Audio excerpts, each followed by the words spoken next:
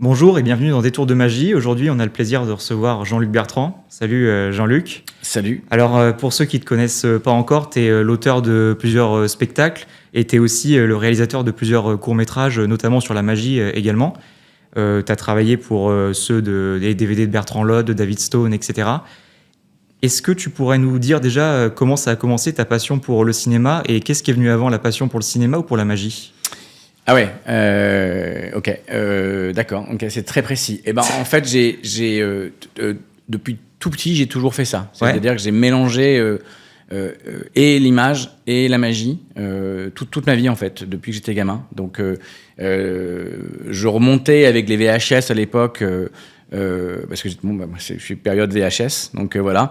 Donc je pouvais remonter les trucs où je faisais des films avec des trucs de famille et tout ça, et à côté de ça, je faisais de la magie. Donc j'ai toujours fait ça, et je crois que je me suis servi de l'excuse de la magie pour avoir l'excuse de faire des vidéos.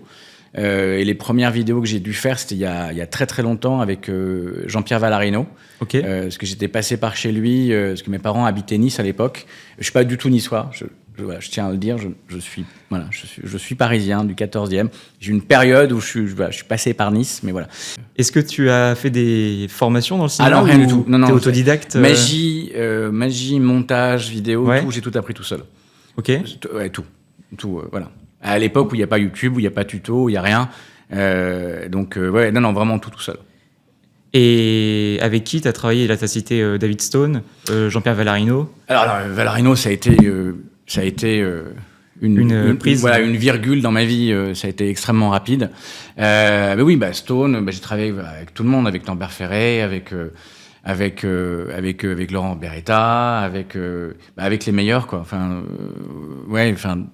J'ai la chance d'avoir bossé avec Nestor Atto, Yannick Chrétien, Mathieu Biche, voilà.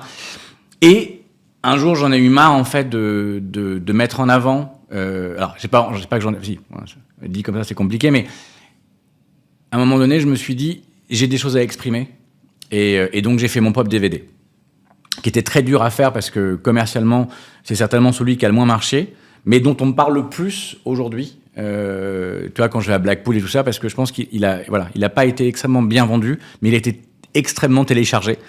Et voilà. Et donc, à un moment, oui, j'avais besoin d'exprimer les trucs.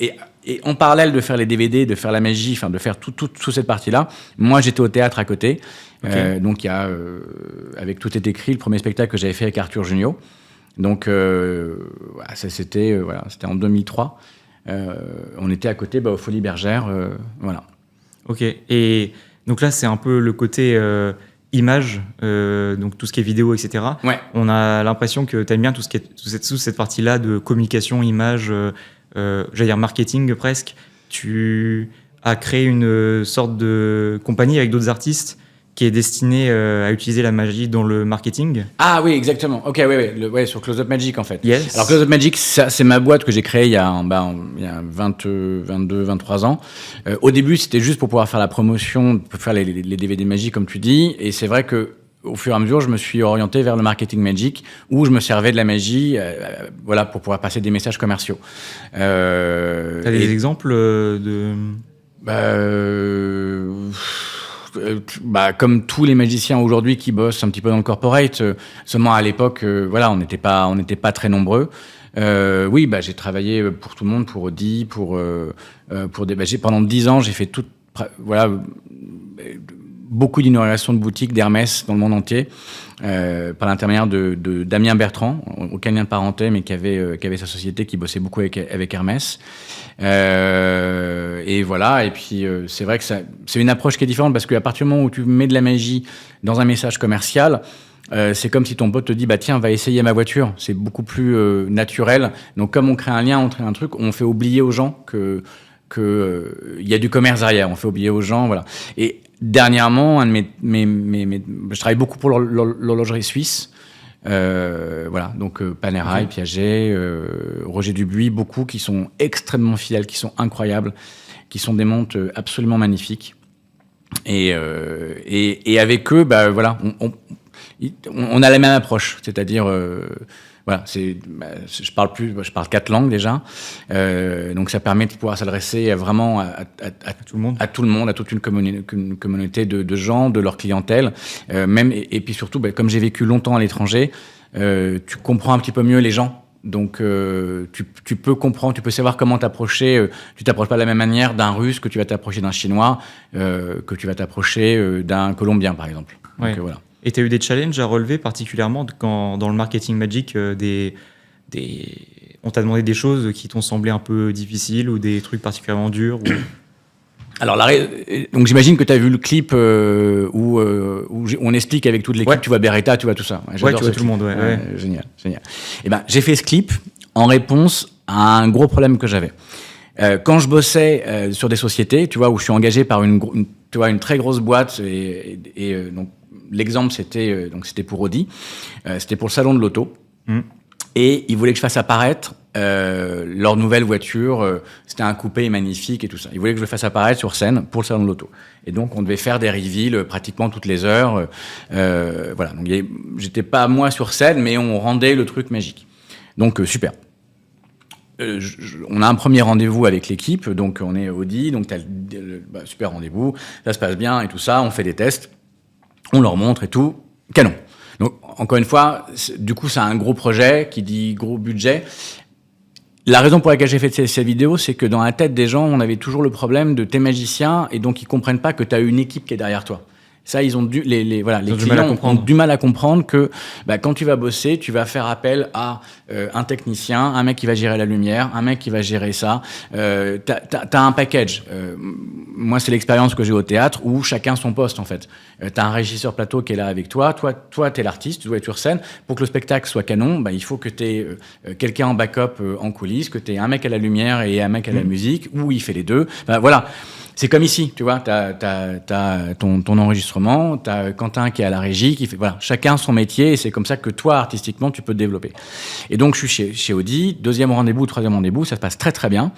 Et là, donc, réunion avec le directeur de Audi Europe, donc, le gars, c'est quelqu'un, tu vois, c'est Audi, donc, c'est pas un vendeur de crêpes à Quimper, tu vois, même si j'adore les crêpes à Quimper, mais ouais, c'est une grosse boîte. Le mec, il a 70 000 employés à sa charge, en fait. Il représente ça. Le directeur marketing ou commercial ou je sais pas quoi, le directeur du salon qui est là et la nana de la publicité. Donc, ils sont 4 en face de nous. On est 2, nous. Et là, je vois les plans du salon, du stand et tout ça. Et je leur dis, OK, super pour la voiture, très bien. Alors que je les avais prévenus. Hein, et je leur dis, mais OK, avant de la faire apparaître, parce qu'ils me montraient les plans, voilà comment va être le stand. Et la voiture, elle doit apparaître là. Et je leur dis, très bien, mais avant d'apparaître, où est-ce qu'on la cache, la voiture, avant? Où est-ce qu'on la met avant? Et le directeur commercial, le mec, il fait, je le savais. Donc là, t'es face à des génies dans leur activité. Je sens que ça va être compliqué. Et tu te dis, le gars, il se dit, Papa Noël, quoi. Donc, à quel moment c'est possible que le gars, et t'as le regard avec le directeur du salon qui fait, tu vois, si les mecs, tu vois, je t'avais dit que c'était... Tu sens que ça va être long. Tu sens que ça va pas se faire surtout. Parce que trop compliqué, parce que d'un seul coup, tu fais apparaître, mais d'après, tu multiplies le budget par 3 et tout ça. Et même si sur le papier, voilà. Non, un autre challenge qui était canon, c'était faire apparaître la Coupe de France pour la Coupe de France de football. Donc moi, j'y connais rien en football, vraiment, voilà. Et la plus grosse difficulté de ça, donc c'était Stade de France, finale à la Coupe de France, donc t'as le président qui est là, t'as 80 000 spectateurs.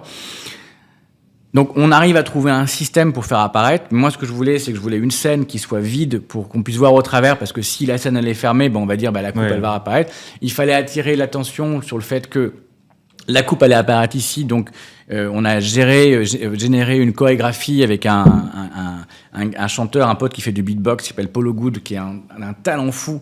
Donc le mec, il traverse le stade avec une chorégraphie, il arrive, il monte sur les stalles, là, il se met au centre, paf, on recouvre de drap, il disparaît, et il y a la coupe. Et donc, il fallait créer tout ça, il fallait que la scène soit vide, et donc voilà. Mais le plus gros challenge, c'était qu'on n'avait pas le droit de toucher à la pelouse du Stade de France. J'ai dû signer une caution de 300 000 balles, donc j'ai même pas dit à ma femme, mais j'ai dû me porter garant sur 300 000 balles que j'avais pas, hein, on va pas se mentir.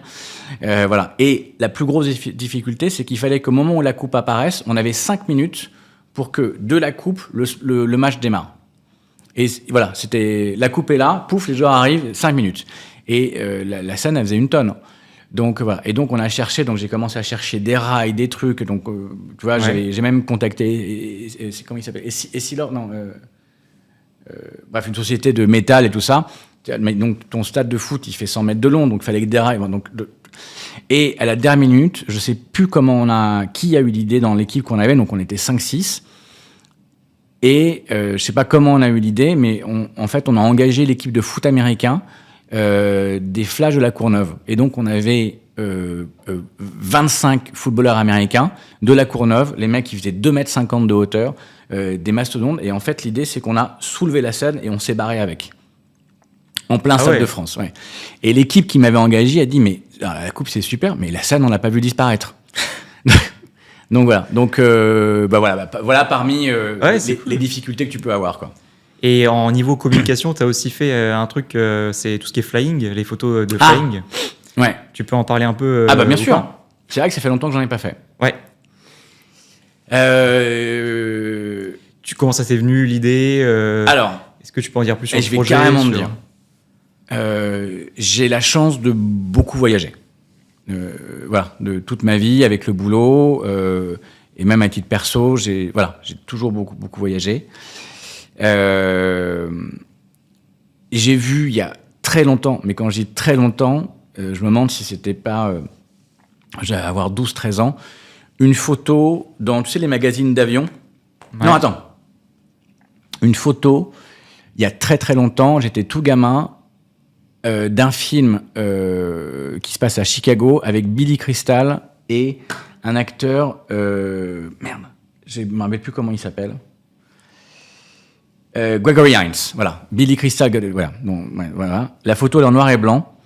Ils sont l'équivalent d'un Central Park ou un truc comme ça. Ils sont en, tu sais, les tenues que tu portes en dessous quand t'as froid. Tu sais, mais il y a 60. Thermique à l'époque, non. C'était dans les années 80. Et c'est une photo en noir et blanc. Donc lui, Gregory Hines, c'était un mec qui faisait des claquettes. Billy Crystal, c'est un humoriste. C'est un gars qui a présenté beaucoup les Oscars. Et la photo que t'as, ils étaient tous les deux en lévitation. Elle était, mais ils avaient les pieds qui étaient un peu pensés. Et cette photo, elle m'a marqué. Mais j'ai dû la voir, je te dis, j'avais 9-10 ans. Elle m'a beaucoup marqué. Quelques années après, j'ai vu une autre photo d'un mec, ça c'était dans un avion, dans les magazines d'Air France, là, où tu avais un mec qui était hyper beau, quoi, dans les airs, au-dessus d'un rocher, voilà. Et j'ai compris que, voilà. Et en fait, ça s'appelle la jumpology. C'est Fred Astaire qui a développé ça.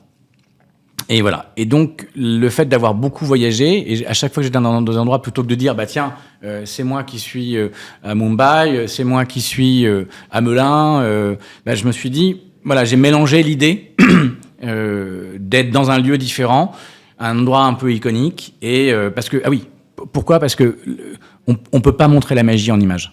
C'est compliqué. C'est impossible. À part la lévitation, le reste... À part la lévitation. Et la lévitation, c'est un monde pourri. Le mec, il est là, il fait ça comme ça, et on n'y croit pas. Même là, on voit encore le truc qui veut... Et donc, ce que je voulais, c'était aucun Photoshop.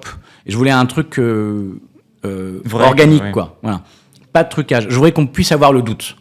De se dire, tu vois, que... Voilà. Mais t'as beau avoir le doute, quand tu regardes la photo, tu sens quand même qu'il y a un fond de vérité. Tu sais pas, tu vois ce que je veux dire ou pas ? Tu sens qu'il n'y a pas de trucage, en fait. Donc, tu dis, mais comment c'est possible ? Et je me suis aperçu en faisant ça, que quand les gens ils voyaient mon Instagram, ou mes clients voyaient mon Instagram, ils disaient, mais c'est dingue, ouais, vous voulez ? Et je leur dis, bah oui. Et là, je dis, bah regardez mes pieds. Et là, je faisais la Balducci. Donc, pour eux, de se soulever 3 cm, c'était pareil que de voler sur le ponton à Miami Beach. Pareil. Pas de différence, quoi. Donc voilà, j'ai mélangé l'avantage de pouvoir beaucoup travailler à l'étranger, pouvoir montrer ça, et ça permettait de communiquer. Et voilà. Et je suis content que tu m'en parles, mais ça fait très longtemps que j'ai pas fait. Mais c'est un beau projet. Enfin, je vous invite à aller voir les photos. On va en mettre quelques-unes là, mais c'est vraiment chouette, quoi. Il y a des super lieux et des super photos. Et comment tu fais quand il y a des groupes ? Parce que tu as fait aussi avec des...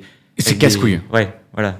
Les groupes, c'est impossible. Parce qu'en fait, la photo, faut que tu la prennes vraiment. En fait, la photo, faut que tu la prennes au moment, à la demi-seconde de la redescente. Ouais, c'est ça. Voilà. Et il faut que tout ton corps soit complètement Relâché maîtrisé. et tout ça. Relâché, non. En fait, il faut qu'il soit tout tendu pour donner l'impression qu'il est relâché. Ouais, c'est ça. Enfin, oui. Il faut que tu aies l'impression d'être. C'est en groupe. Non, en groupe, c'est. Parce qu'il y en a quelques-unes où tu es à 2-3 sur la photo. C'est possible. Et je me suis dit, waouh, il y a. Ouais, bonne chance. Il y a eu peut-être quelques prises avant de. Ouais, et non, et puis ma femme, mon fils, à un moment, les dernières photos, on était tellement calés sur le rythme, on avait un comptage et tout, c'est pouf, clac, merci, au revoir, quoi. Ah ouais, c'était à ce point-là. c'était. Il faut pas non plus. Après, il y a eu aussi des moments où on a fait 40 et c'était chiant. Ouais. Mais voilà. C'est un super projet en tout cas. Ah c'est gentil, ça me fait plaisir, c'est cool, merci.